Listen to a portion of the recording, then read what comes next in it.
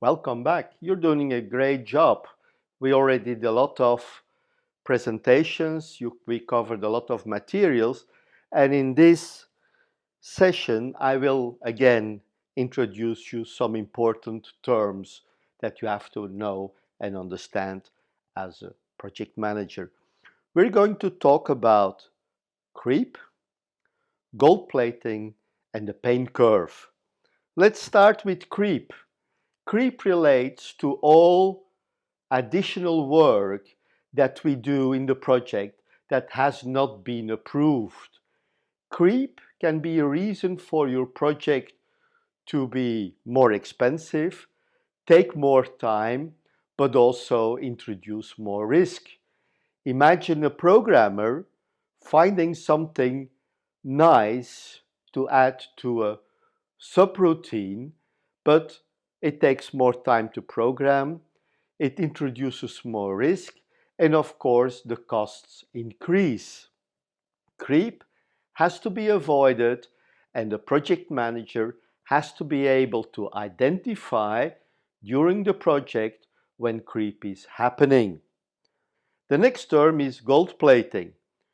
We know gold plating because when we buy some cheaper jewelry, that may be gold plated. It looks like gold, but the main material may be silver or another metal or even plastic.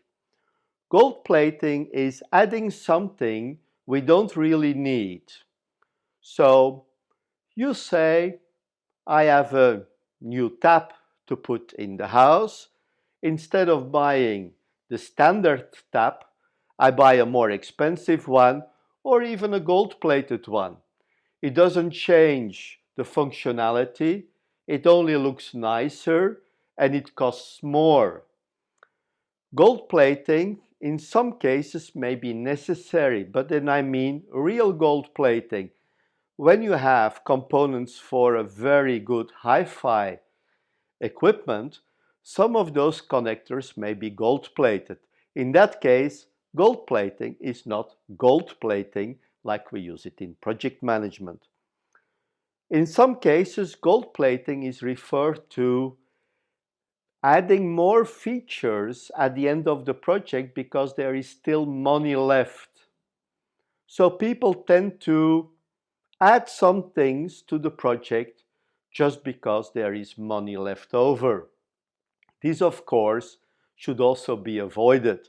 This additional function, that additional work, can only be done when it has been approved by the project sponsor, by the stakeholders, and by the change committee. If not, we just finish the project and don't spend the extra money.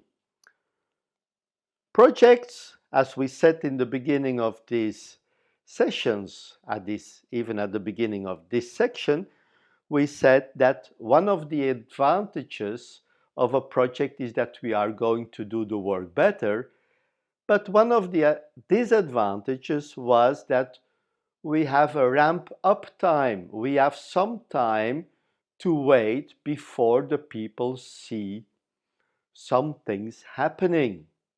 I've seen it many times in AT&T.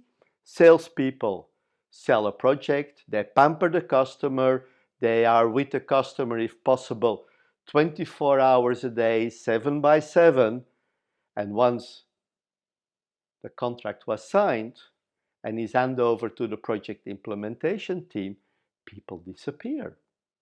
Suddenly the customer is left alone, get the impression that nothing is happening.